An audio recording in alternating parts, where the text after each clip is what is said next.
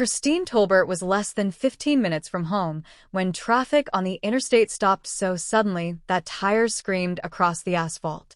At first, she assumed it was another routine accident. Then she saw the black luxury SUV resting against the mangled guardrail, its front end crushed, its side windows spider-webbed with cracks, and smoke curling from beneath the hood. People poured from their vehicles, not to help, to watch. Some raised their phones. Others shouted warnings that the vehicle could burst into flames. No one dared move closer. Christine gripped the steering wheel, her heart pounding. She was exhausted after spending the day cleaning offices that barely paid enough to cover groceries. Since losing her husband 18 months earlier, every dollar had become a calculation, every unexpected expense another threat to keeping a roof over her head. She had every reason to stay exactly where she was. Instead, she heard something almost everyone else missed. A weak cry. It came from inside the wreck. Without giving herself time to think, Christine reached behind the seat of her aging pickup and grabbed the heavy tire iron she always carried for emergencies. Ignoring the frantic voices ordering everyone back, she sprinted toward the smoking SUV. Through the shattered window, she saw an elderly woman trapped beneath a collapsed doorframe, blood running down one side of her face. Their eyes met. Fear needs no introduction. Christine swung the tire iron once. The remaining glass exploded outward. She reached inside despite the jagged edges tearing at her arms. "It's all right," she said, forcing calm into her voice even though her own hands were shaking. "I've got you." The older woman's fingers clung desperately to hers. Together, inch by painful inch, Christine pulled her through the broken window. The instant they stumbled clear of the vehicle, flames erupted beneath the engine. Heat rolled across the highway. A deafening boom echoed over the stopped traffic as the SUV disappeared behind a wall of fire. Silence followed. Then came applause. Then whispers. Everyone who had stood frozen moments earlier suddenly found their voices. Christine ignored them all. She was kneeling beside the elderly woman, checking her breathing the way paramedics had once shown her after her husband died in a workplace accident. The woman's pulse was weak, but it was there. That was enough. Within minutes, sirens filled the afternoon air. Firefighters secured the wreck while paramedics hurried the injured woman onto a stretcher. One medic gently guided Christine aside, thanking her before rushing toward the waiting ambulance. Only then did she notice her own hands. Tiny cuts crossed her knuckles. Blood mixed with dust and broken glass. She hadn't felt any of it. The adrenaline still drowned out everything else. As the ambulance doors closed, two men wearing dark suits approached from opposite sides of the road. Unlike everyone else, they hadn't recorded the rescue. They hadn't spoken. Their attention had remained fixed on the elderly woman from the moment they arrived. One quietly spoke into an earpiece before turning toward Christine. His expression wasn't relief. It wasn't suspicion. It looked more like someone realizing history had changed in front of him. He stopped a few feet away. "You risk your life for someone you didn't even know." Christine shrugged tiredly. She needed help. The man studied her for several long seconds. "You've just done something that very few people in this city ever will." She frowned. "I don't understand." "You will." He glanced toward the departing ambulance. "The woman you rescued is Eleanor Palmatier." The name meant nothing to Christine. Seeing her confusion, the man gave the faintest nod. "It will." Without another word, both men turned and disappeared into the growing crowd. Christine stood alone beside the ruined highway, unable to shake the strange feeling settling over her. She believed she had simply helped an injured stranger. She had no idea that Eleanor Palmatier was the grandmother of Francis Palmatier, the man whose name could silence entire neighborhoods. Nor did she know the crash had been carefully planned. Someone had expected Eleanor to die on that highway. Now she was alive. And the unknown widow who had changed that outcome had unknowingly become part of a conflict stretching far beyond a single accident. Before sunset, Francis Palmatier would order every trusted man he had to find the woman who had saved his grandmother. Before midnight, another group would begin searching for her as well. Unlike Francis, they had no intention of saying thank you. The drive home felt much longer than it had that morning. Traffic had finally begun to move again, but Christine Tolbert barely noticed the miles slipping beneath the tires of her aging pickup. Every time she blinked, she saw the frightened face of the elderly woman trapped behind shattered glass. She could still feel the weight of those trembling hands clutching hers, still hear the explosion that had rolled across the interstate only seconds after they had escaped. The words of the suited man echoed even louder. "You'll understand soon enough." She tightened her grip on the steering wheel. She didn't want to understand. She wanted to go home, shower away the smell of smoke, and convince herself that today had simply been one frightening interruption in an otherwise ordinary life. The old pickup rattled into the parking lot of Willow Creek Apartments just as the sun dipped below the rooftops.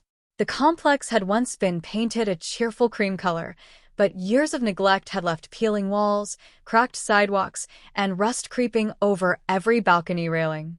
Children still played in the narrow courtyard, weaving around potholes as if they had always existed. Christine parked in her usual space beneath a flickering light that rarely stayed on after dark. Before climbing out, she opened her worn leather wallet. $38. That was everything she had until Friday. She sighed quietly before folding it shut.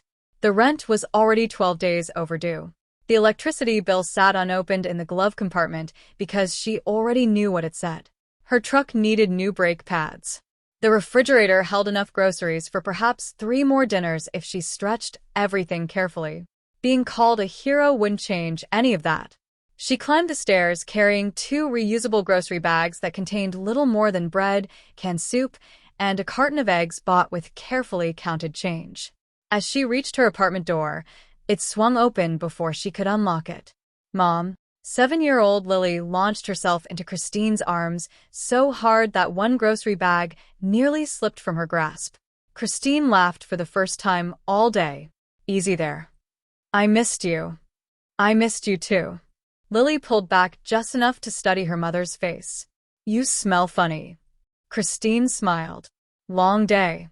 Their elderly neighbor, Mrs. Hernandez, appeared behind Lily with a warm smile. "I hope you don't mind," she said.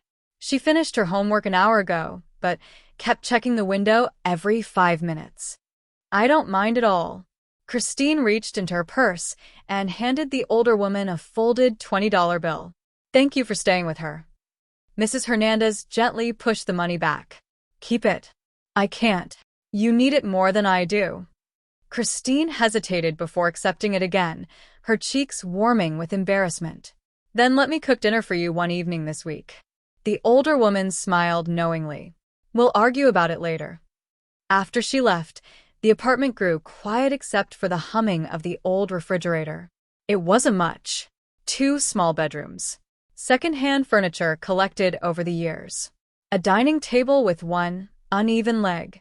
Family photographs covered one wall. Almost every picture included Daniel. Christine's smile faded as her eyes settled on the largest frame. Daniel Tolbert stood grinning beneath a bright summer sky, one arm around her shoulders while holding 3-year-old Lily in the other. His work boots were covered with cement dust, and his laugh seemed almost audible through the photograph. Construction had been his life, until a collapsed scaffold had taken it away. The company called it an accident. The investigation called it preventable. Neither conclusion had brought him home. Lily followed her mother's gaze. "You were thinking about Dad again." Christine nodded. "I was. I talked to him today." Christine looked down. "You did?" Lily smiled with complete certainty. "I told him I got an A on my spelling test." Christine swallowed hard. "What do you think he said?" "That he's proud of me." A lump rose in Christine's throat. "I think you're probably right." While Lily set the table, Christine opened another envelope that had been shoved beneath the apartment door. Final notice. Past due balance. Failure to remit payment within 5 business days may result in eviction proceedings. She quietly folded the letter before Lily could read it. One more deadline. One more reminder that surviving had become a full-time occupation. Dinner consisted of tomato soup, grilled cheese sandwiches, and conversation about school projects, favorite books, and whether raccoons could really open garbage cans. Christine listened more than she spoke. She wanted Lily's childhood to sound like this for as long as possible. Not like overdue bills. Not like lawyers. Not like hospitals. After washing the dishes, Lily disappeared into her room to finish reading a library book. Christine finally allowed herself to sit. Every muscle protested. Only then did she notice fresh cuts running across the backs of her hands. Tiny slivers of glass still clung to one knuckle. She fetched the small first aid kit from the bathroom and carefully cleaned each wound. As cool water ran over her hands, flashes of the accident returned with startling clarity. The screaming brakes, the smell of gasoline, the terrified eyes looking back through broken glass, and those two silent men. She couldn't stop wondering who they really were. There had been something disciplined about them. Not police. Not ordinary security guards. The way they watched everything without panic unsettled her now more than it had at the scene. Her phone buzzed on the kitchen counter. An unknown number. She hesitated before answering. Hello. Silence. Only breathing.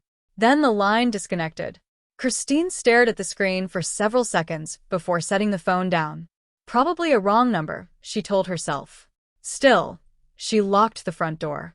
Then she checked it twice. Outside, rain began tapping softly against the windows. Across town, in one of the city's most exclusive private hospitals, surgeons worked to stabilize Eleanor Palmatier. Standing outside the operating room, Francis Palmatier listened without speaking as one of his most trusted men quietly finished describing everything that had happened on the interstate. The widow never asked who your grandmother was, the man reported. She only cared about getting her out alive. Francis looked through the narrow glass window toward the operating theater. What is her name? We're still confirming it. Find her. His voice remained calm, almost gentle. I don't care how long it takes. The man nodded. And the crash. Francis's expression hardened almost imperceptibly. It wasn't an accident. No, sir. A long silence followed. Finally, Francis spoke again. Someone tried to take the only family I have left. His gaze never left the operating room. They've made a mistake they won't live long enough to regret. Miles away, unaware that powerful forces had already begun moving around her, Christine turned off the lights, kissed Lily goodnight, and hoped tomorrow would be quieter than today. She had no way of knowing that before another sunrise, people she'd never met would be searching the city for the widow who couldn't look away. Night settled over St. Alban Medical Center with an eerie stillness that never quite reached the intensive care wing. The polished corridors remained alive with the quiet rhythm of hurried footsteps, muted conversations, and the occasional beeping of machines fighting to keep fragile lives anchored to the world. Outside room 714, however, silence ruled. Francis Palmatier stood motionless before the glass. He had been there for nearly 3 hours. Doctors and nurses moved around his grandmother's bed with practiced efficiency, adjusting monitors, checking medications, and exchanging clipped updates that blurred together into meaningless fragments. None of it mattered until one of them walked through those doors and told him she would live. To the rest of the city, Francis was a name whispered with caution. To Eleanor Palmatier, he was still the little boy she had raised after his parents were killed in a robbery when he was only 9 years old. She had taught him to read. She had bandaged scraped knees after neighborhood fights. She had worked double shifts at a neighborhood diner to keep food on the table while pretending she wasn't skipping meals herself. Everything he had built afterward, every fortune, every empire, every frightening reputation, had begun with an old woman who refused to let grief destroy the only family she had left. Losing her was never an option. The operating room doors finally opened. A gray-haired surgeon removed his mask as he approached. We've stabilized her. Francis released a breath he hadn't realized he was holding. The injuries were serious, the doctor continued. Multiple fractures, significant blood loss, and smoke inhalation. But whoever got her out of that vehicle did it just in time. Another minute inside, and this conversation would have been very different. Francis lowered his eyes briefly. Can I see her? She's unconscious, but yes. Only for a moment. Inside the softly lit room, Eleanor looked impossibly small beneath the blankets. Tubes and monitors surrounded her, making the woman who had always seemed indestructible appear heartbreakingly fragile. Francis gently took her hand. For the first time in years, he remembered what it felt like to be afraid. "I should have protected you," he said quietly. His voice barely rose above a whisper. Instead of answering, Eleanor's fingers moved ever so slightly against his own. The movement lasted less than a second. It was enough. Outside the room, his longtime advisor, Victor Romano, waited patiently until Francis stepped back into the hallway. "The investigation has already started," Victor said. Francis nodded once. "Tell me everything." "The highway cameras show your grandmother's SUV lost control less than 30 seconds before impact." "Mechanical failure?" Victor's expression hardened. "Our people inspected what remains of the vehicle. And the brake lines were cut." Silence settled between them. Francis looked once more through the glass toward Eleanor. "Professionally?" "Very."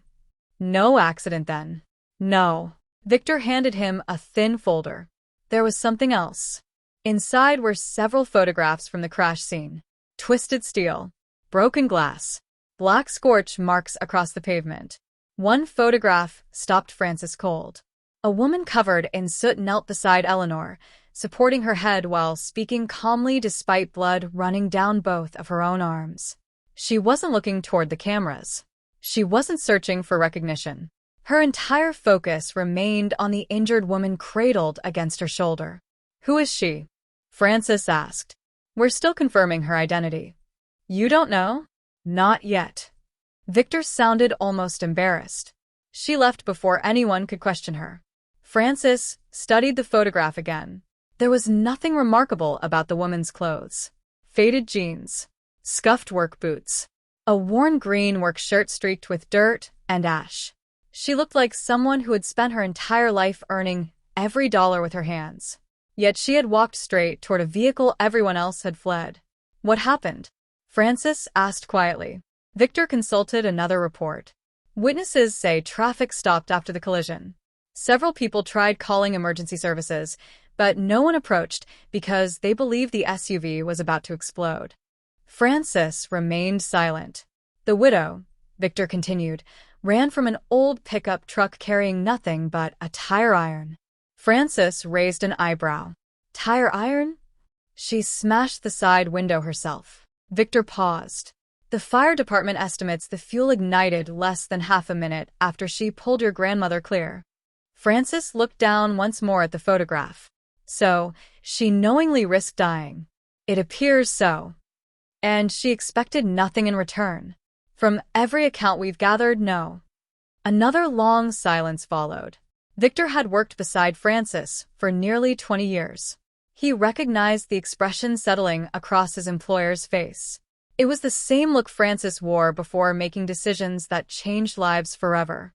Finally, Francis closed the folder. "My grandmother always believed this city still had good people." Victor waited. "I stopped believing that a long time ago." He tapped the photograph lightly. Perhaps she was right. Across the hallway, another member of Francis's security team approached at a brisk pace. "We identified the first responders who arrived before the ambulance," he reported. "They all tell the same story." "Go on." "The widow refused to leave your grandmother until paramedics physically moved her aside." Francis almost smiled. "Anything else?" "Yes." The guard hesitated. "She tried to slip away afterward." "Without speaking to anyone? Without giving her name?"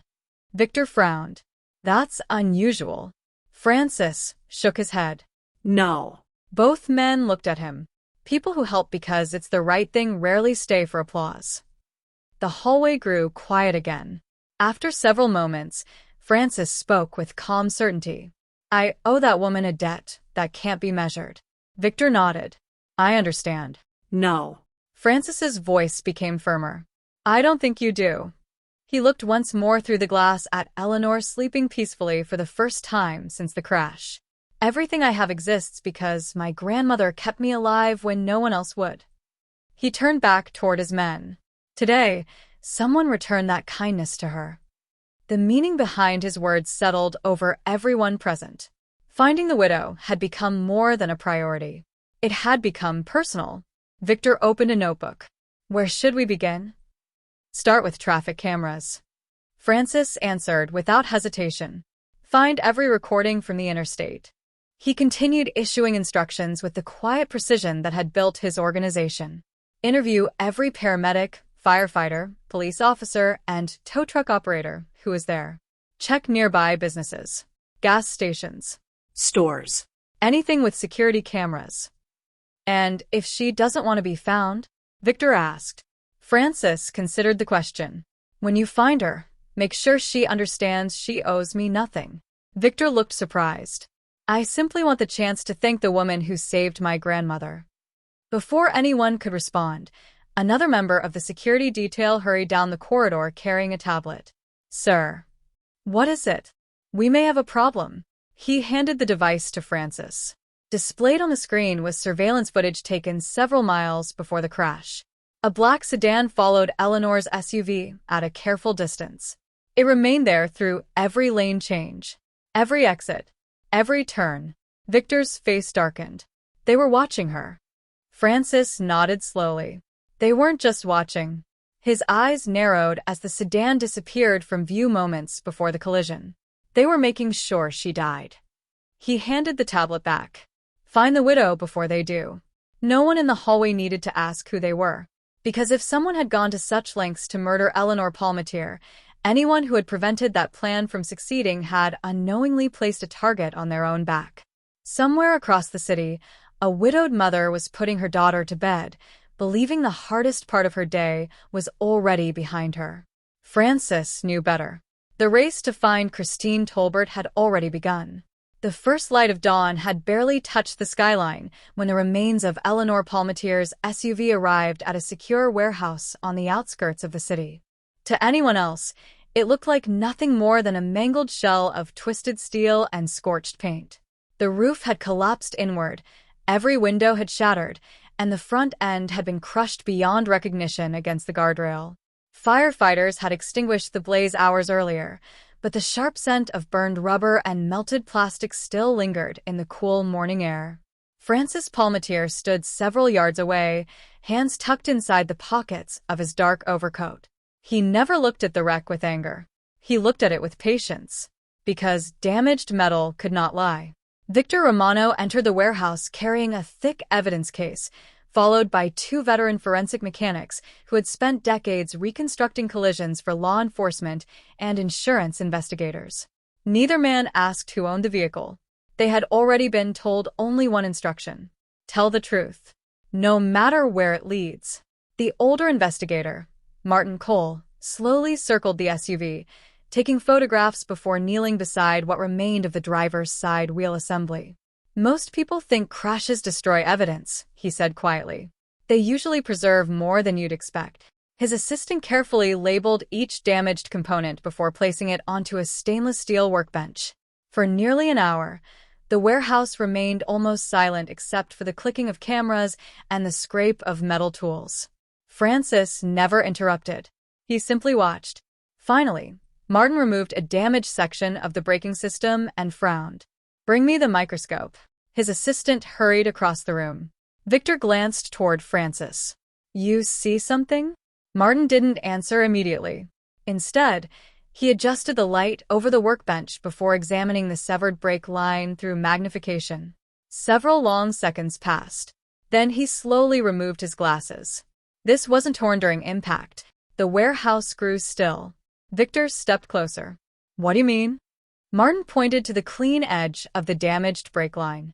If a collision breaks hydraulic lines, the metal stretches before it tears. He rotated the component beneath the light. This edge doesn't stretch. He looked directly at Francis. It was cut. No one spoke. The assistant swallowed nervously.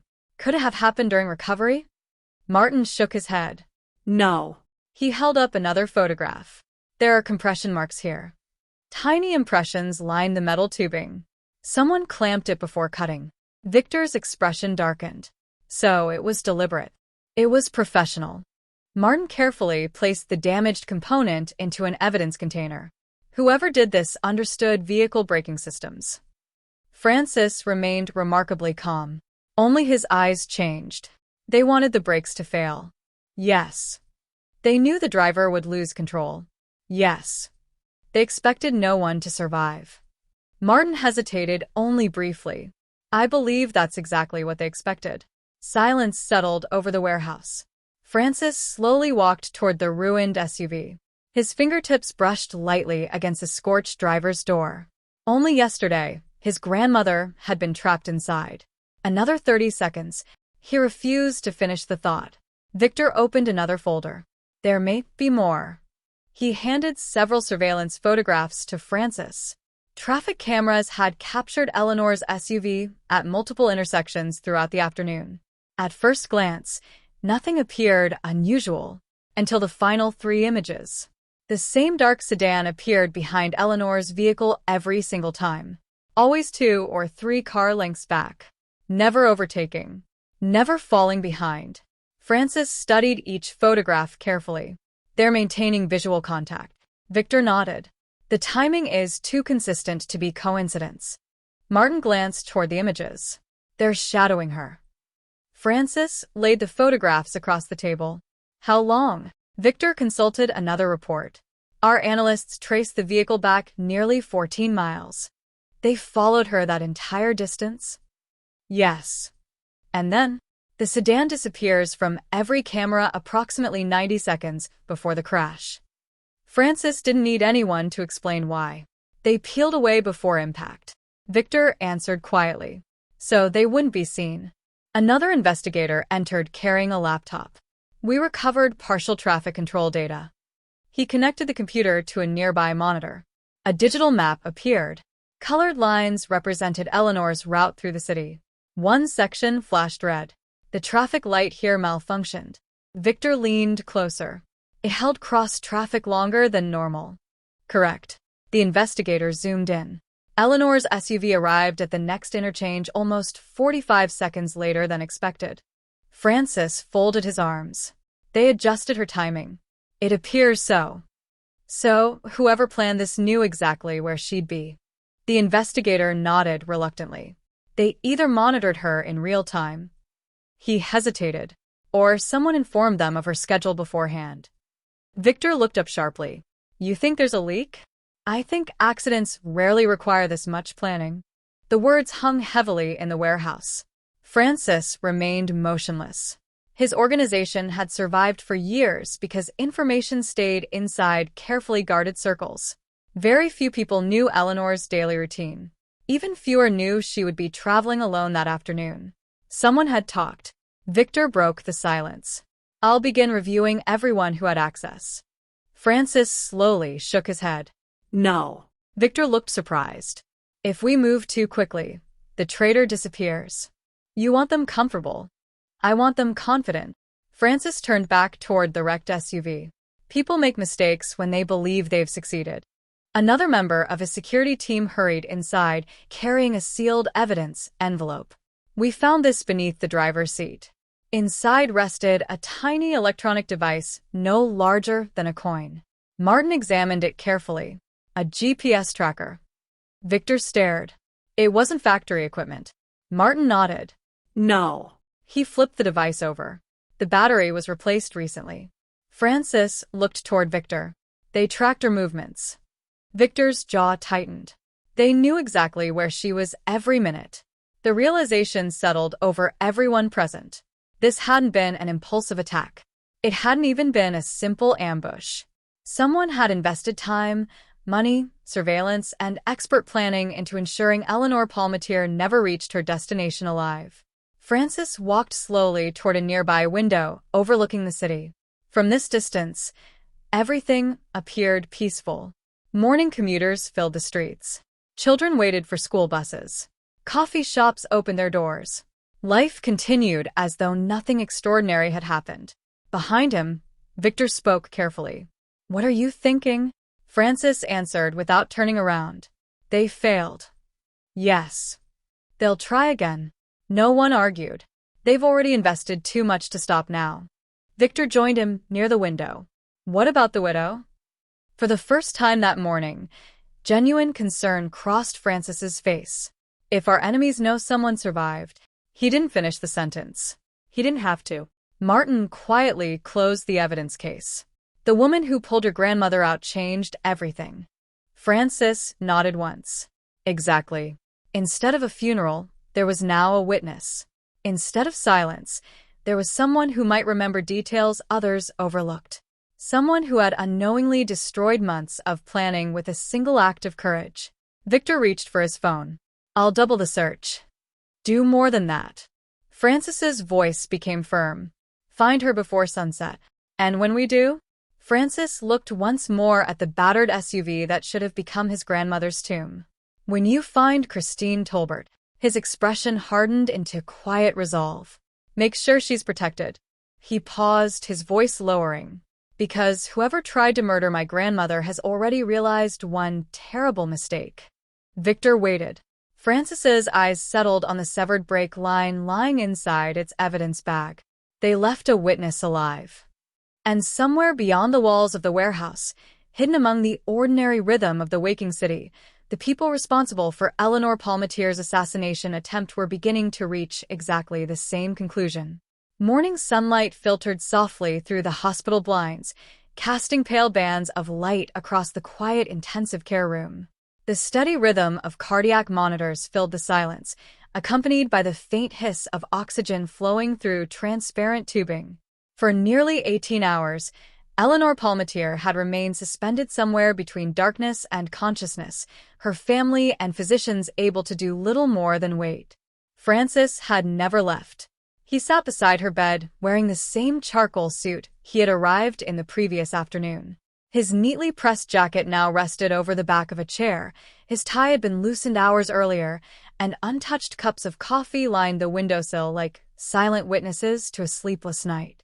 Victor Romano stepped quietly into the room, carrying fresh reports. You should eat something. Francis didn't take his eyes off his grandmother. I'm not hungry.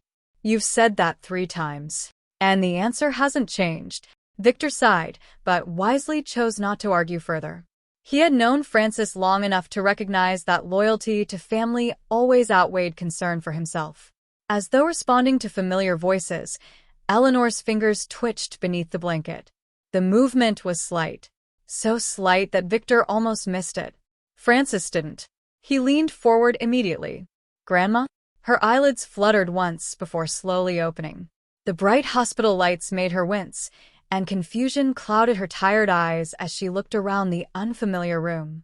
For several long moments, neither of them spoke. Then recognition softened her expression. There you are, she whispered. Francis laughed quietly, relief breaking through the tension that had gripped him since the accident. I'm right here. She reached weakly toward his face. When did you start looking so tired? He gently took her hand. Yesterday. A faint smile appeared on her lips. You always were dramatic. The teasing remark, fragile though it was, felt almost miraculous. Victor quietly stepped into the hallway to inform the doctors that Eleanor was awake. Within minutes, physicians entered to conduct neurological examinations, checking her vision, memory, and reflexes. Eleanor answered every question with remarkable clarity despite obvious exhaustion. Finally, the lead physician smiled reassuringly. Your recovery will take time, Mrs. Palmetier, but you're doing remarkably well. After the medical team left, the room became peaceful again.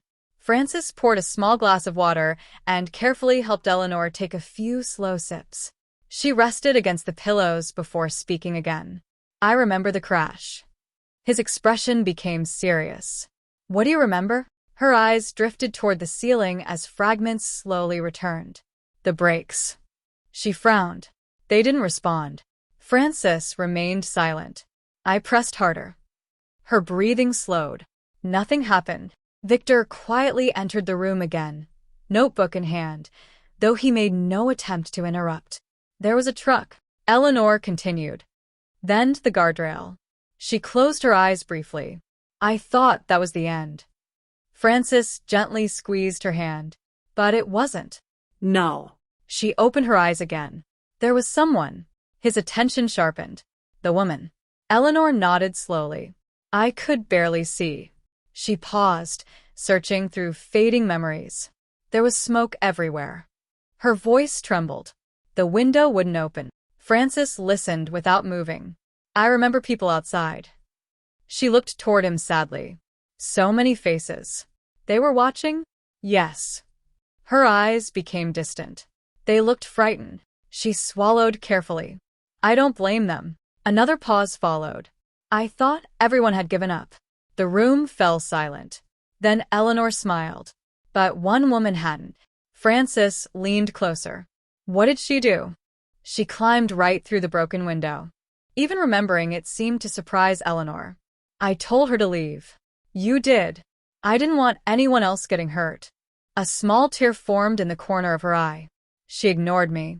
Frances smiled faintly. That sounds like her.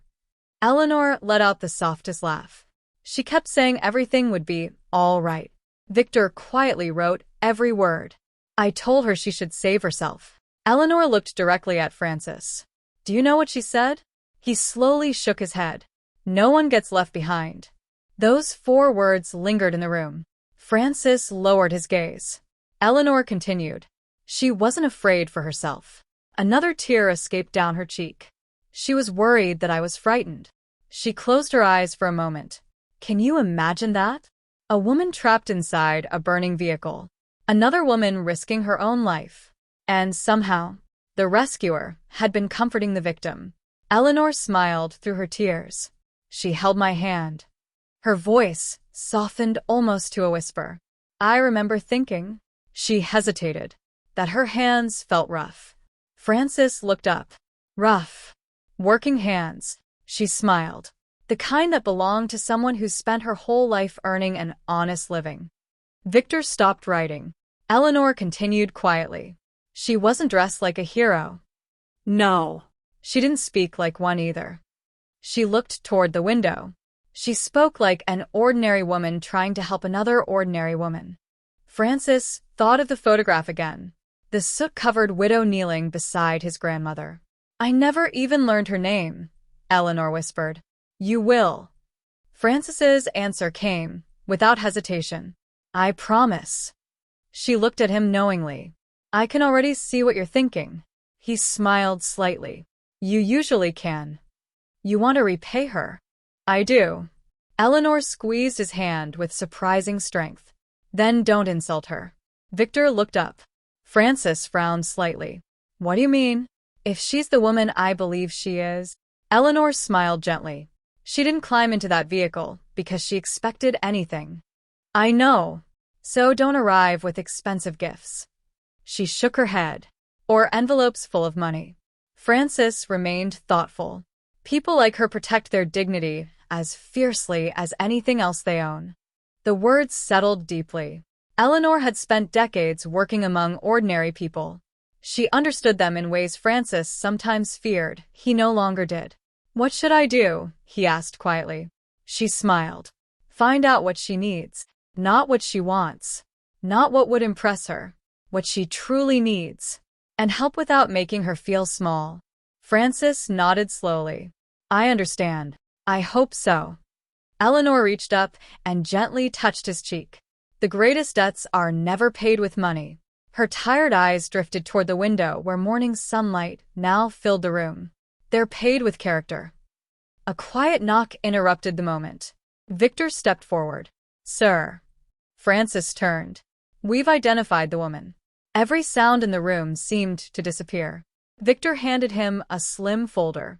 Her name is Christine Tolbert. Francis opened it carefully. Inside was a driver's license photograph showing the same determined face from the crash scene. Age, 34. Occupation, residential cleaning contractor. Marital status, widowed. One dependent, a 7-year-old daughter. Victor continued. Our preliminary background check shows no criminal record. No lawsuits. No financial fraud. He hesitated. But Francis looked up. She's several months behind on rent. Another page. Medical debt. Another. Life insurance litigation following her husband's workplace death. Another. 2 part-time jobs. Francis closed the folder slowly. The woman who had saved Eleanor Palmatier hadn't merely risked her life. She had done so while carrying burdens of her own that would have overwhelmed many people. Eleanor noticed the expression on her grandson's face. She's struggling. Francis nodded. Very much. Eleanor smiled sadly. And she still stopped. Yes. She looked toward the ceiling for a long moment before speaking one final time. Then she wasn't ignored by heaven. Francis stood beside the hospital bed, holding the folder that summarized Christine Tolbert's difficult life in a handful of pages.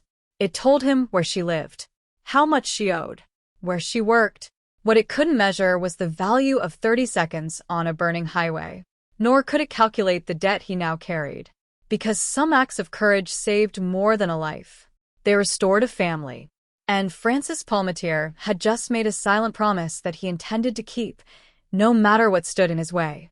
Rain drummed steadily against the floor-to-ceiling windows of the penthouse office overlooking the city.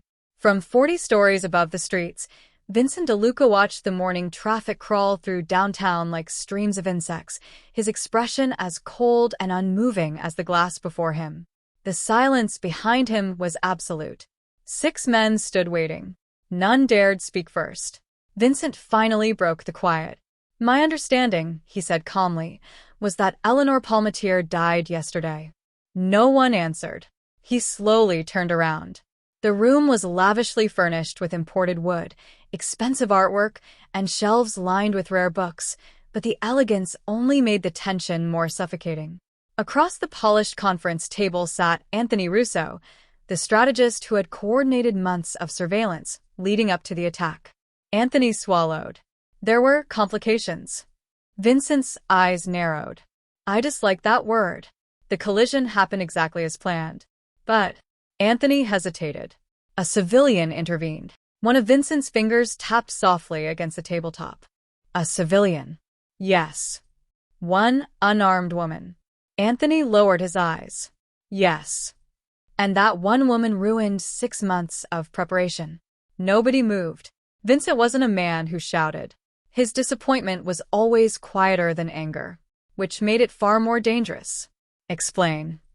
Anthony activated a tablet, projecting highway surveillance footage onto the large screen mounted on the wall. The recording showed the smoking SUV resting against the damaged guardrail. Traffic slowing. People gathering. Nobody approaching. Then a weathered pickup truck stopped. A woman climbed out. She grabbed something from the truck bed and ran directly toward the wreck. Vincent watched without blinking. There. Anthony froze the frame. Christine Tolbert stood beside the shattered SUV, raising a tire iron. Who is she? We're still identifying. Vincent looked up. Anthony immediately corrected himself. We're identifying her now. The footage resumed. Christine shattered the side window, climbed inside. Moments later she emerged supporting Eleanor through the opening.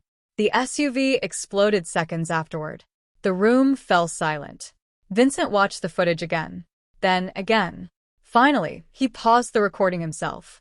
What is she looking at? Anthony frowned. The vehicle? No. Vincent zoomed into the frozen image. Christine's head was turned slightly toward the underside of the SUV before she reached through the broken window. Anthony leaned closer. I hadn't noticed. Vincent said nothing. He enlarged the image again. It wasn't clear. The quality wasn't good enough. But it was enough to bother him. Recover every witness statement. Anthony nodded. Already in progress. I want every photograph. Yes. Every cell phone recording. Yes. Vincent's voice remained almost conversational. And find out exactly what she saw. Less than an hour later, Anthony entered the office again carrying another folder. We've identified her. Vincent opened it. Christine Tolbert, 34, widow, cleaning contractor, mother of 1. Address. Employment. Vehicle registration. Everything ordinary. Everything forgettable. Except yesterday. Anthony cleared his throat. There's another issue. Vincent looked up. One of our recovery teams searched the crash site after emergency crews left. And they couldn't recover the tracker. Vincent closed the folder. So it's still inside the wreckage. Possibly. And if this widow noticed it? Anthony remained silent. Vincent didn't need an answer.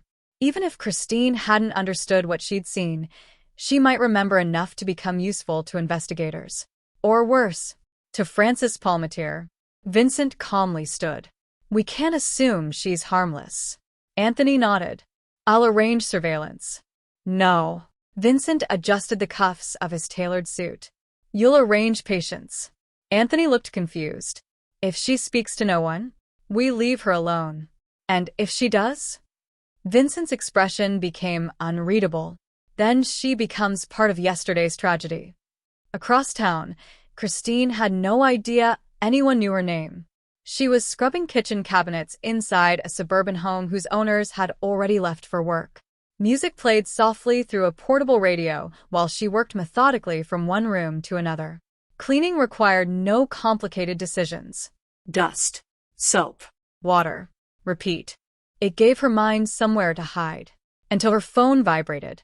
The caller ID displayed an unfamiliar law office. She answered while wiping her hands on a towel. This is Christine. Mrs. Tolbert? Yes. My name is Randall Pierce. His voice carried the polished confidence of someone accustomed to controlling conversations. I represent the insurance carrier responsible for the luxury SUV involved in yesterday's collision. Christine frowned. I'm sorry. Our investigation indicates you intentionally damaged the vehicle. She stared at the phone. I rescued someone. You destroyed private property. It was burning. You entered without authorization. Christine's pulse quickened. The woman was trapped. That determination isn't yours to make. For a moment she wondered whether she had misheard him. I'm sorry, Randall continued smoothly. The replacement value of the vehicle exceeds $300,000. Her stomach tightened. You're joking. I'm afraid not. He paused deliberately. My clients are currently evaluating civil remedies. You can't sue someone for saving a life. Anyone may file a lawsuit. His tone never changed. Whether they succeed is another matter. Christine leaned against the kitchen counter. I don't have that kind of money. I'm aware. The answer unsettled her more than anything else. He already knew. I suggest retaining legal counsel. The call ended. Christine remained frozen. $300,000. It wasn't merely impossible. It was a number so large it scarcely felt real. Her hands began trembling. Not from fear for herself. From fear of what would happen to Lily if this became real. That evening she returned to her apartment carrying groceries once again purchased with careful calculations. Before reaching her door, she noticed something unusual. A black sedan sat across the street. Its windows were heavily tinted. The engine idled quietly. She looked at it for only a second before continuing upstairs. When she unlocked her apartment, she glanced back. The sedan remained exactly where it was. Watching. Inside, she forced herself to smile as Lily excitedly described her science project. She listened. She laughed. She helped with homework. But every few minutes, she found herself drifting toward the living room window.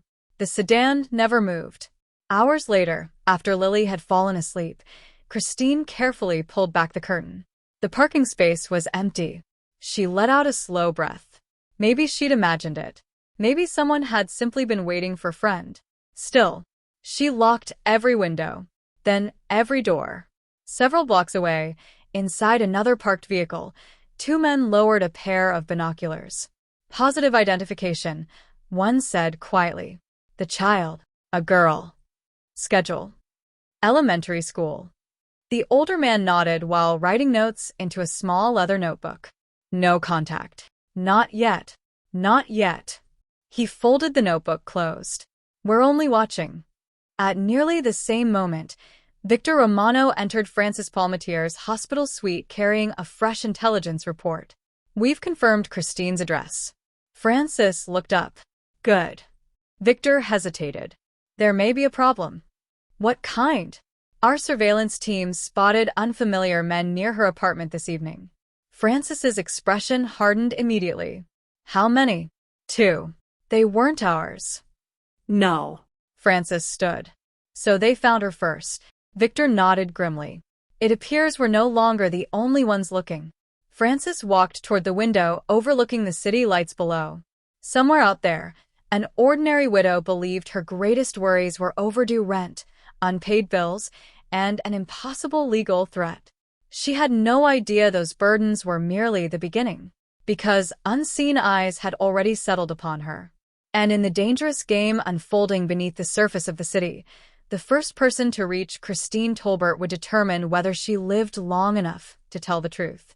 The following afternoon began like every other difficult day in Christine Tolbert's life, with a calculator, a stack of unpaid bills, and the quiet hope that the numbers might somehow arrange themselves differently.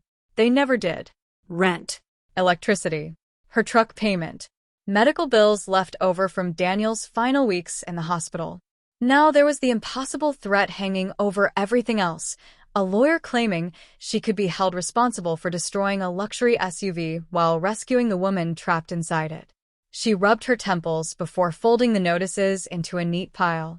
There was no point staring at them any longer. The apartment door burst open. Mom. I got picked for the science fair. Lily raced inside, waving a brightly colored permission slip.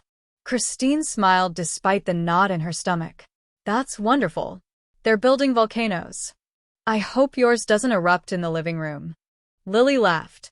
No promises. For the next half hour, Christine managed to forget the bills entirely. They talked about baking soda, food coloring, cardboard, and glitter that would almost certainly end up covering the apartment floor. Moments like these reminded her why she kept going. Not because life had become easier. Because Lily deserved a mother who believed tomorrow could still be better than today. A knock at the door interrupted them. Christine frowned. She wasn't expecting anyone. Looking through the peephole, she saw two men in dark suits standing respectfully in the hallway. Neither looked threatening. Neither appeared impatient. One simply waited while the other held a small envelope. "Can I help you?" she asked without opening the door. "My name is Victor Omano." His voice was calm. "I'm here on behalf of Mr. Francis Palmetier." The name meant nothing to Lily. It meant everything to Christine. She remembered what the security guard at the accident scene had said. "The woman you rescued is Eleanor Palmetier." Slowly, she unlocked the door. Victor offered a polite nod. "Mrs. Tolbert, thank you for speaking with us." "What do you want?" "Our employer would like to thank you personally. I already told the police everything I know. This isn't about the investigation. It's about a debt." Christine's expression remained guarded. "I don't owe anyone." Victor smiled faintly. "We know. My employer believes he does." She glanced toward Lily. "Can you wait downstairs?" "Of course." 10 minutes later, Christine arrived at a quiet botanical garden only a few miles from the hospital. Victor had deliberately chosen a public place, understanding that anything more secluded would likely have frightened her away. Spring flowers lined winding stone paths, and elderly couples fed ducks beside a small pond. It hardly seemed like the sort of place where one would expect to meet a man whose reputation traveled through whispers. Francis Palmetier stood beneath an old oak tree overlooking the water. Without bodyguards crowding around him, he appeared almost ordinary. Almost. As Christine approached, he removed his sunglasses and inclined his head respectfully. "Mrs. Tolbert." She stopped several feet away. "You wanted to see me." "I did." Neither spoke for a moment. Finally, Francis broke the silence. "My grandmother is alive because of you." Christine looked toward the pond. "I'm glad." "So am I." He reached into his jacket and produced a folded photograph. It showed Eleanor smiling weakly from her hospital bed. "She asked me to give you this." Christine accepted it carefully. Relief softened her face. "I've been wondering how she was." "She remembers everything." Christine smiled. "That's good." "She remembers you." The smile faded into quiet embarrassment. "I only did what anyone should have done." Francis shook his head gently. No. His answer came without arrogance. Most people didn't. Neither of them argued with that truth. After a long silence, Francis spoke again. "My grandmother told me exactly what happened." Christine shrugged. "It happened very fast. She says you refused to leave her." "I couldn't, even after she told you to." Christine laughed softly. "She was more worried about me than herself." Francis found himself smiling for the first time in days. That sounds exactly like her. The warmth disappeared as quickly as it came. I also know something about you. Christine stiffened. My investigators looked into your background. She frowned immediately. I don't like that. I understand. You had no right. No. He nodded once. I didn't. His willingness to admit it caught her off guard. I only wanted to know who risked her life for my family. Christine folded her arms. Now you know. I know you're working 2 jobs. She looked away. I know your husband died because a contractor ignored safety regulations. Silence. I know you're raising your daughter alone. She didn't answer. And I know someone is threatening to sue you for saving my grandmother. Her eyes widened slightly. How did you? I have people looking into it. Francis reached inside his jacket once more and placed a business card on a nearby bench. My attorneys will handle every legal issue. Christine didn't move. I've also arranged secure housing if you and your daughter need somewhere safer. Still she remained silent. And he paused. Every debt you currently owe can disappear today. The garden became impossibly quiet. Birds continued singing overhead. Children laughed somewhere beyond the trees. But between the two of them, the world seemed to stop. Christine finally spoke. No. Francis blinked. No. I appreciate the offer. She met his eyes directly. But no. You don't have to struggle alone. I know. Then why refuse? She took a slow breath. Because I've spent the last 18 months rebuilding what was left of my life. She looked toward the photograph of Eleanor still resting in her hands. When Daniel died, everyone promised to help. Her voice remained calm. Politicians made speeches. His company apologized. Insurance representatives said they understood. She laughed bitterly. Then one by one, they disappeared. Francis listened without interrupting. The only thing I had left was my ability to stand on my own feet. She looked back at him. If I let someone else solve all my problems. Her voice softened. I lose the one thing nobody's been able to take from me. My independence. Francis understood more than she realized. My grandmother warned me you'd say something like that. Christine looked surprised. She did. He smiled. She told me not to insult your dignity. That unexpected answer eased some of the tension between them. You have a wise grandmother. I've been told that. Francis picked up the business card and held it out again. Then don't think of this as charity. She didn't reach for it. Think of it as gratitude. I already have something worth more than money. What? The knowledge that she's alive. She smiled gently. That's enough. Francis studied her for several seconds before slipping the card back into his pocket. I won't force you. Thank you.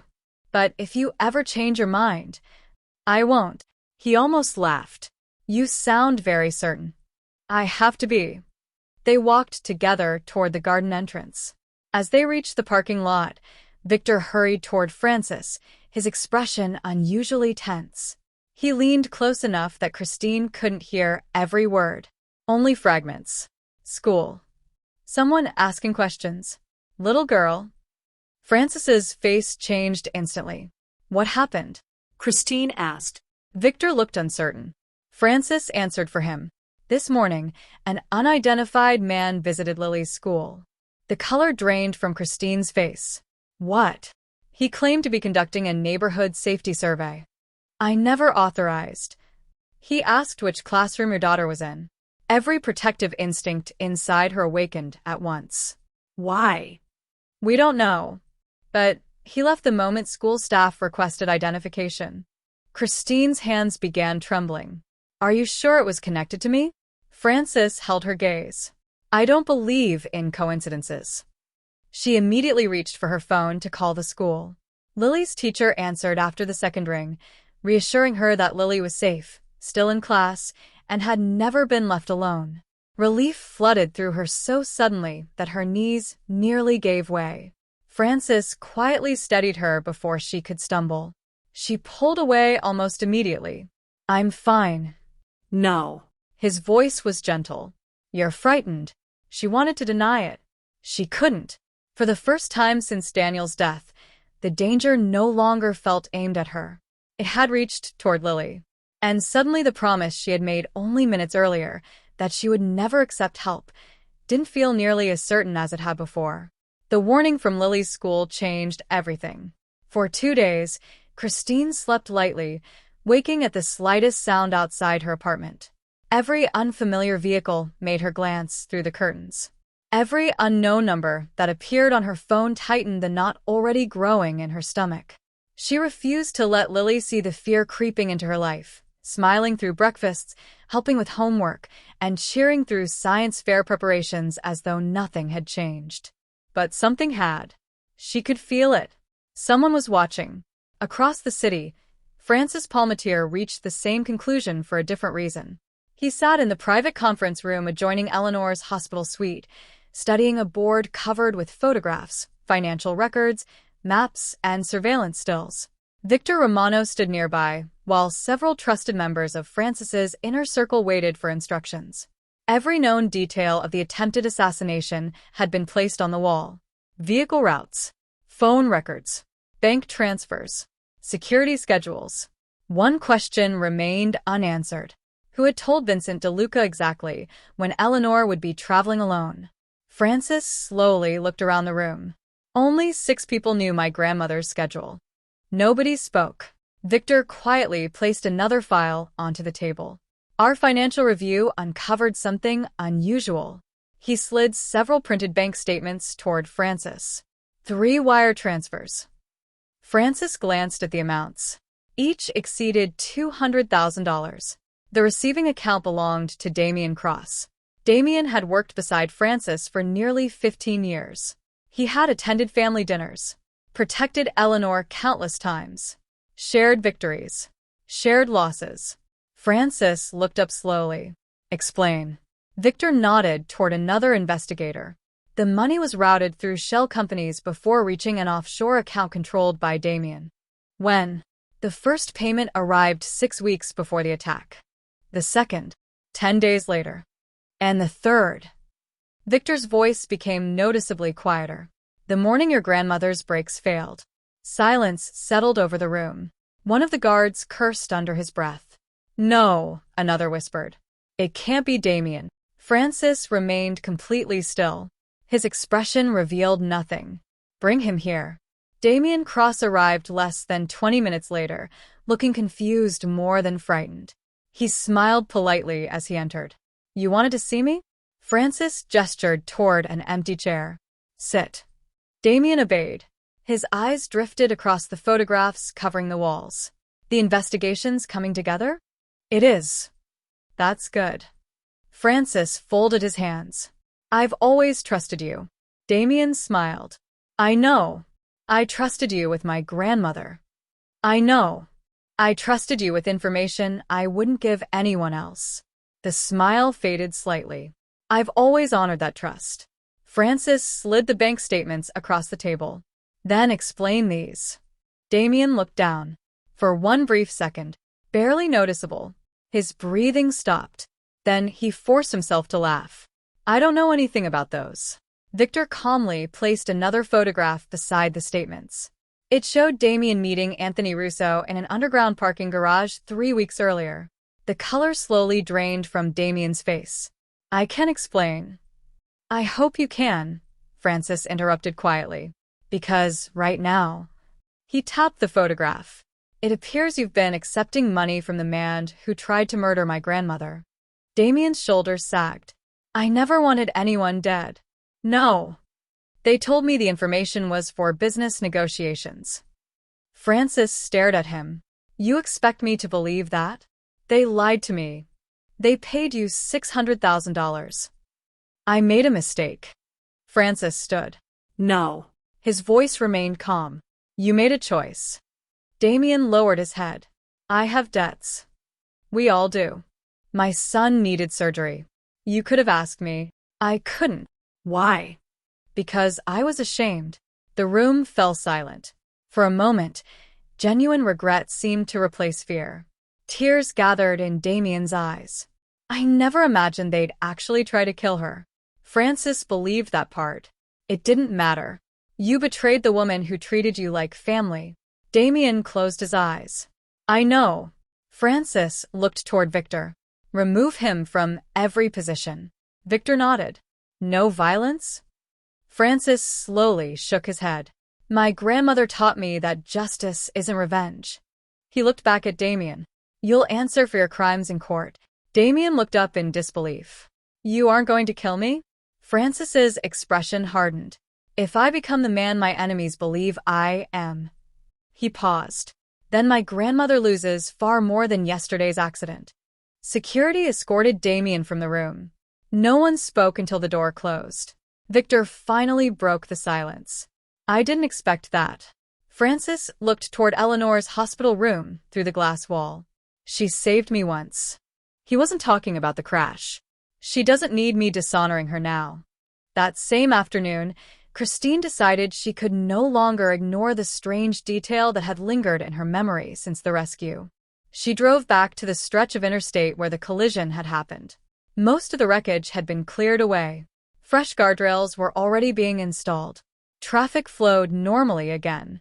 To everyone else, it looked as though nothing extraordinary had occurred there. Christine parked on the shoulder and slowly walked toward the damaged section of pavement. She wasn't entirely sure what she hoped to find. Maybe closure. Maybe proof that she wasn't imagining things. As she reached the edge of the repaired barrier, something caught her eye beneath a cluster of weeds. A small metallic object glinted in the afternoon sunlight. She knelt carefully. It looked like part of an electronic device. Black casing. Burn marks. A magnetic backing. She frowned. It reminded her of something she'd briefly seen beneath Eleanor's SUV while reaching through the broken window. At the time she'd been too focused on saving a life to think about it. Now the memory returned with startling clarity. There had been a blinking green light attached beneath the vehicle. She hadn't understood what it was. Until now. A GPS tracker. Her pulse quickened. She slipped the damaged device into a paper evidence envelope she kept in her truck for work receipts. Almost immediately, her phone rang.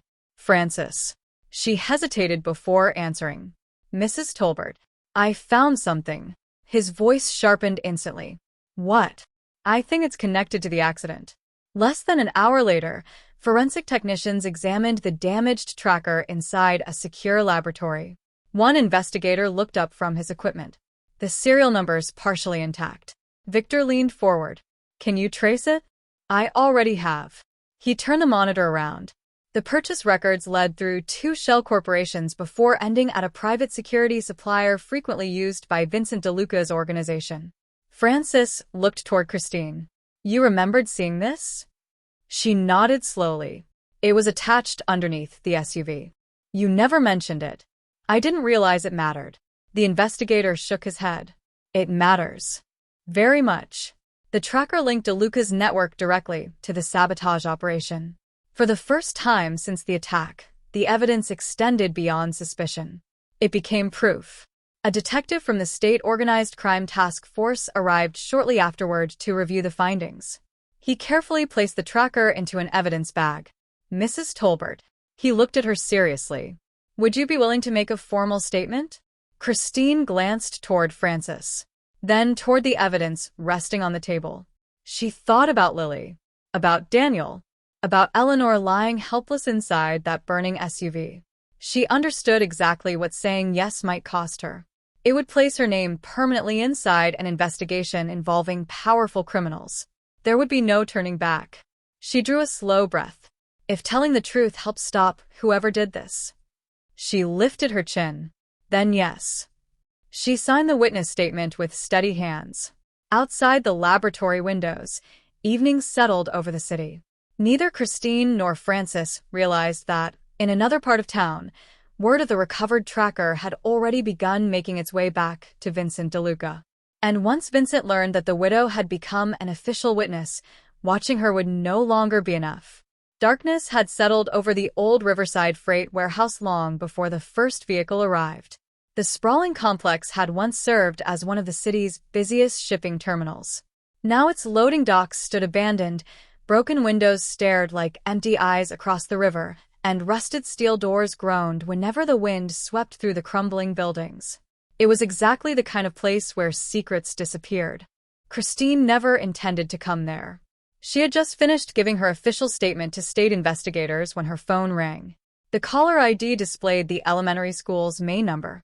Her heart immediately lurched. "Mrs. Tolbert," a frantic voice said. "There's been an emergency involving Lily. We need you to come immediately." She didn't ask questions. She simply drove. Halfway there, another call interrupted the first. This time it was an unfamiliar number. "You should have verified the first call." The voice was calm. Cold. "Vincent DeLuca." Christine's blood turned to ice. "Lily is perfectly safe." She nearly stopped breathing. "But if you want her to stay that way..." He paused. "Drive to the Riverside Freight Warehouse." The line went dead. Christine gripped the steering wheel so tightly her knuckles turned white. She called the school. Lily was exactly where she should be. Safe. She immediately dialed Francis. "I made a mistake." His voice sharpened instantly. "Where are you?" She explained everything in hurried fragments. "Do not go there," Francis ordered. "I'm already 5 minutes away. Turn around." "If I do..." She swallowed. "They'll know I warned you." Silence. Finally Francis spoke. "I'm coming."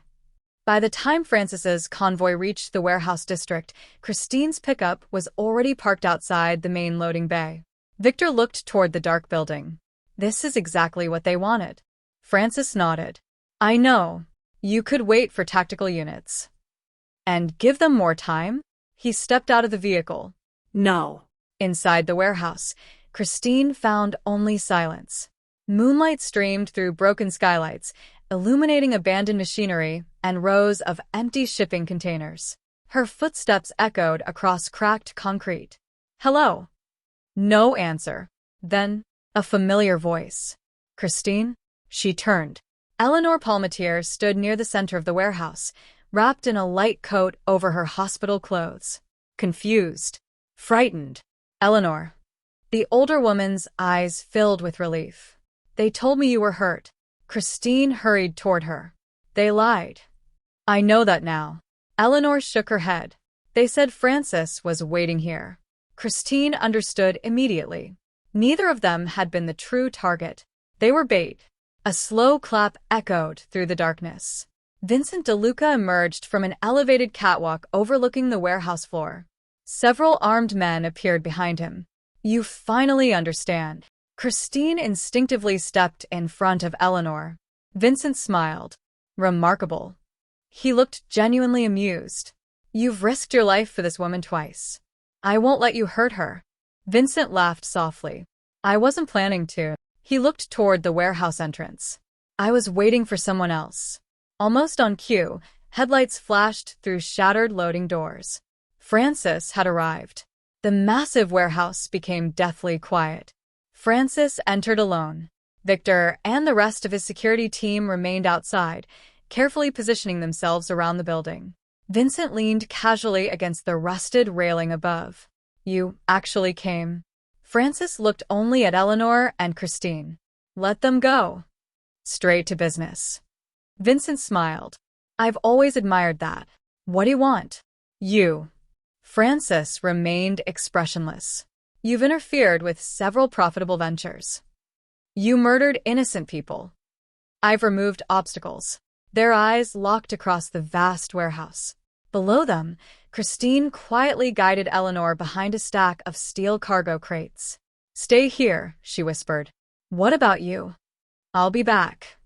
Before Eleanor could object, Christine noticed something disturbing. Along several support columns ran thin electrical wires leading toward stacks of fuel drums. Improvised explosives. The realization struck instantly. Vincent never intended anyone to leave. Outside, Victor studied blueprints spread across the hood of an SUV. One of his men pointed toward the warehouse roof. Movement. Victor raised binoculars. Snipers. At least 4. His expression hardened. This wasn't a meeting. It's an execution. Victor reached for his radio. Move.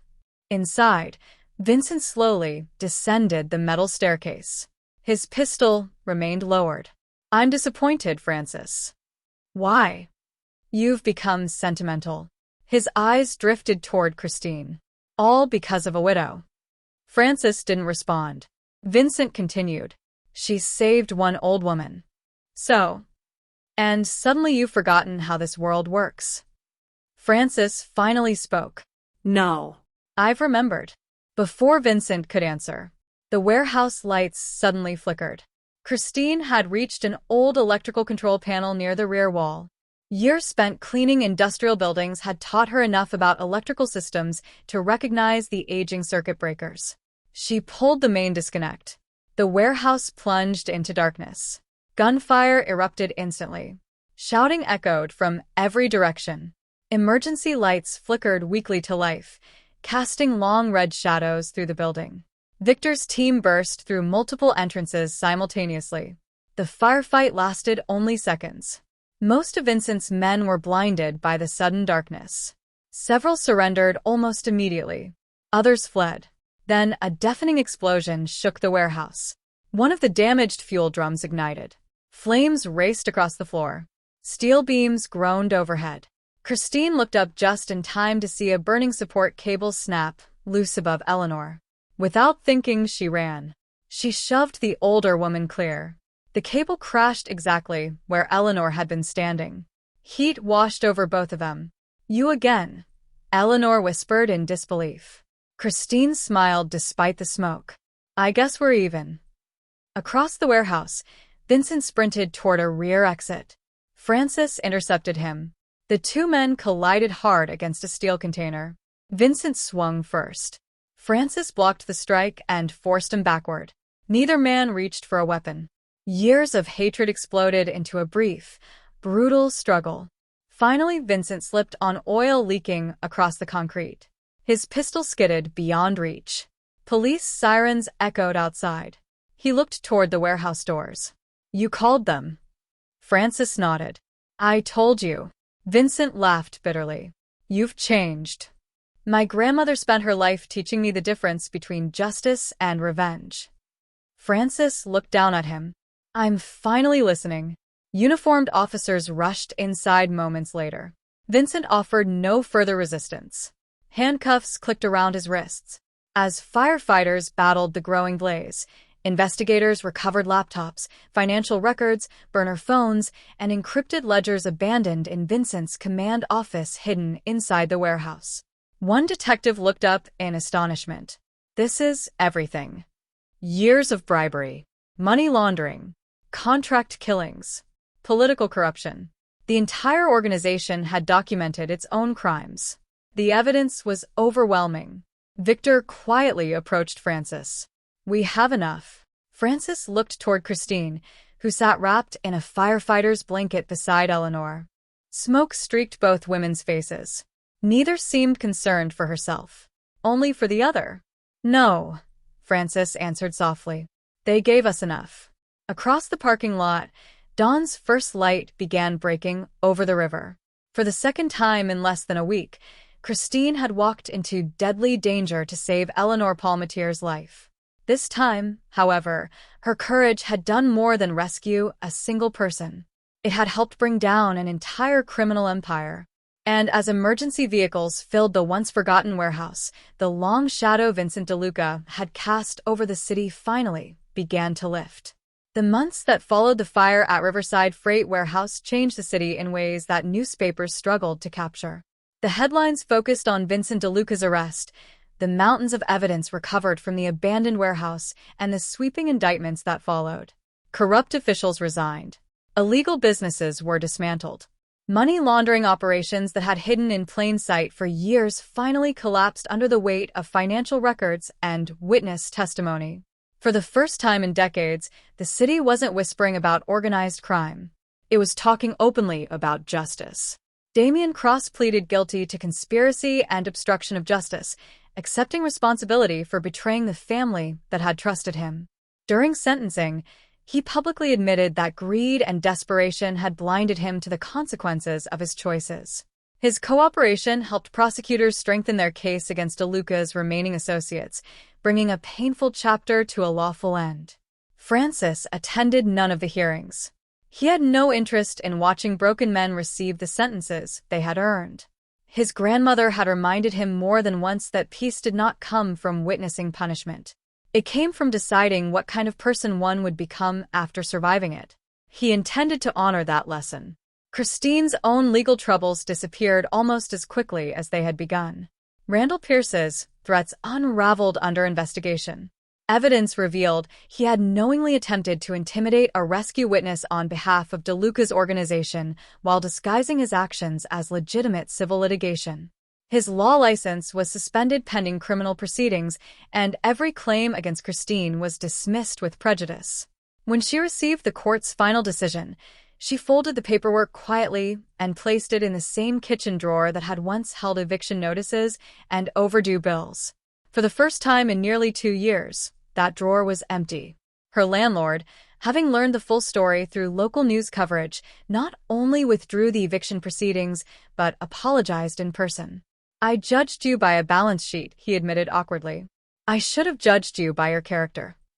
Christine accepted the apology with the quiet grace that had always defined her. Life moved forward.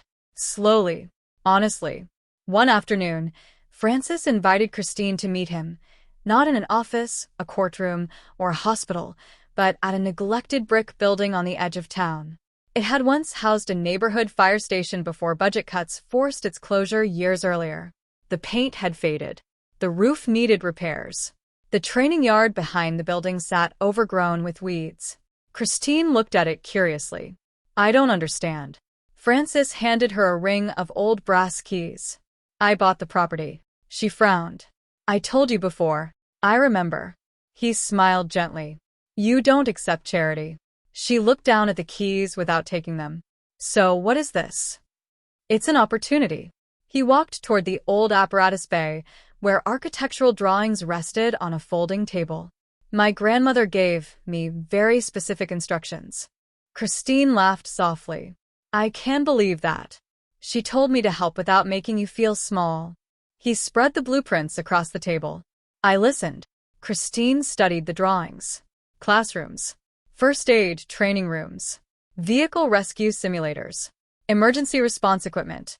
A community meeting hall. She looked up confused. "What is all this?" "You once told me that anyone should have helped that day." "I meant it." Francis nodded. "So, let's make sure more people know how." He pointed toward the plans. "This building can become an emergency rescue and civilian response center."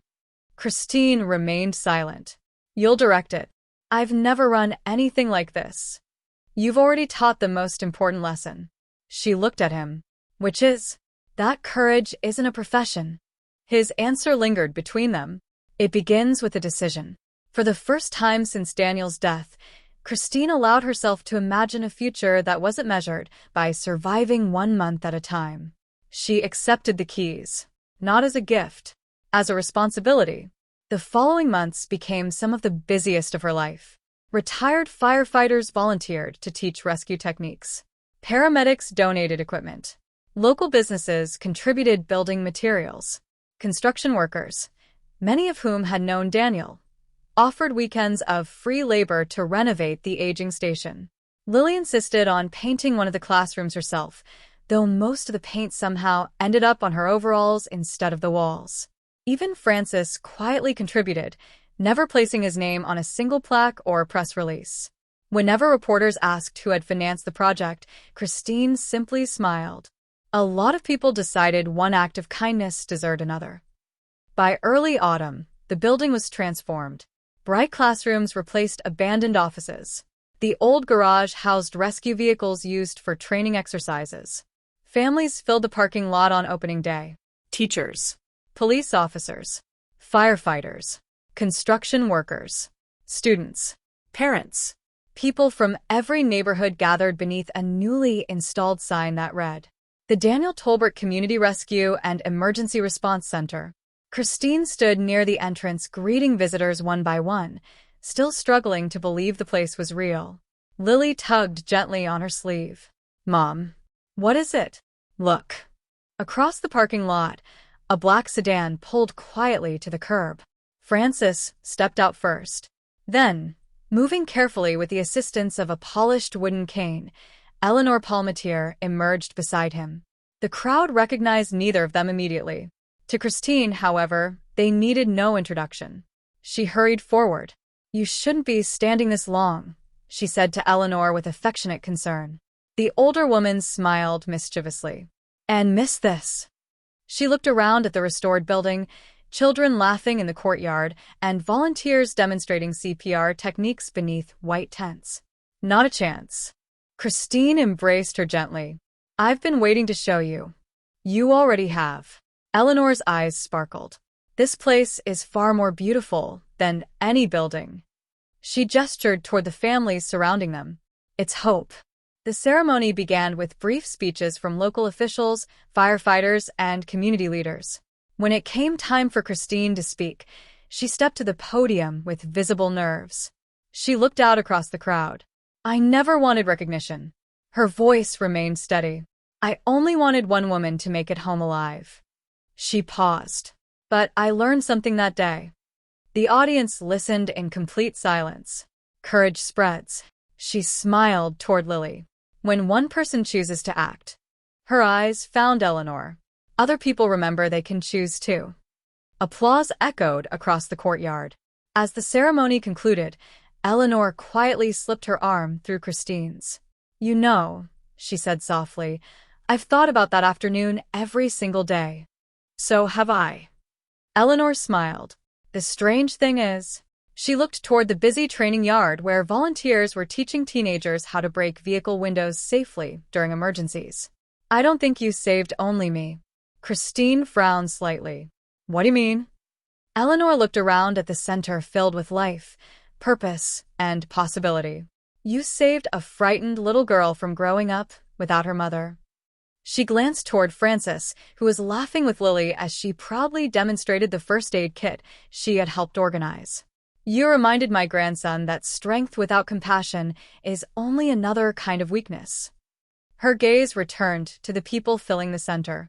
"And now," she gently squeezed Christine's hand, "you've given this city hundreds of future rescuers." Christine felt tears gathering in her eyes.